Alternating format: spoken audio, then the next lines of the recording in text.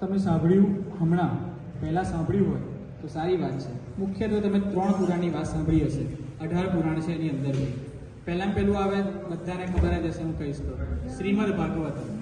બધાએ સાંભળ્યું જ હોય, બરાબર. એના પછી આવે દેવી પુરાણ અને છેલ્લે આવે શિવ મહાપુરાણ. શિવ મહાપુરાણનો મહિમા હમણાં થોડા વર્ષોથી વધારે પ્રચલિત થયો છે. અને અત્યારનો જે સમય છે ને, ભવિષ્ય પુરાણમાં એવું કીધેલું છે, એક સમય એવો આવશે જ્યારે કલયુગ એના પીક પર હશે અને તારે ભક્તિનો ઉદય થશે. અત્યારનો એ સમય છે.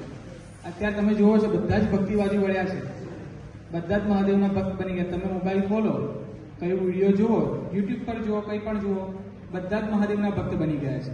તો અત્યારનો આ સમય છે ને કલયુગના પીકનો છે. હવે પાછું આ પીક જશે ને એટલે અતિ ઘોર કલયુગ આવશે, અતિથી અતિ ઘોર. તો આ જે શિવ પુરાણ છે તે વેદને તુલ્ય માનવામાં આવ્યું છે અને તેને વેદ સમાન જ ગણવામાં આવ્યું છે. જેટલા પણ પુરાણોના લક્ષણ બતાવવામાં આવ્યા છે તે બધા જ આ શિવ પુરાણમાં રહેલા છે. શિવ તત્વની અંદર એવું કહેલું છે કે શિવજી એ તમારા બધાની અંદર રહેલું ધીરજ, સહન શક્તિ એ શિવ છે. શિવ એ શાંતિ છે. અને બીજી મેઇન વસ્તુ એ કહેવાની મારે રહી ગઈ, જ્યારે તમે કથા સાંભળો ને એટલે કથાનું ઊંચું શું થાય, પાછું થાક. અને થાક ક્યારે ઉતરે? જ્યારે શાંતિ મળે ત્યારે. અને શિવ એ સ્વયં જ શાંતિ છે.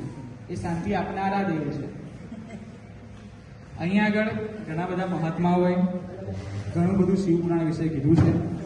અને મહત્વની અંદર હું જ્યારે કંઈક કહેવા જાઉં, આમાં કેવું છે કે અત્યારે એટલી બધી ઇન્ફોર્મેશન અવેલેબલ છે, અત્યારે ઘણું સારું છે.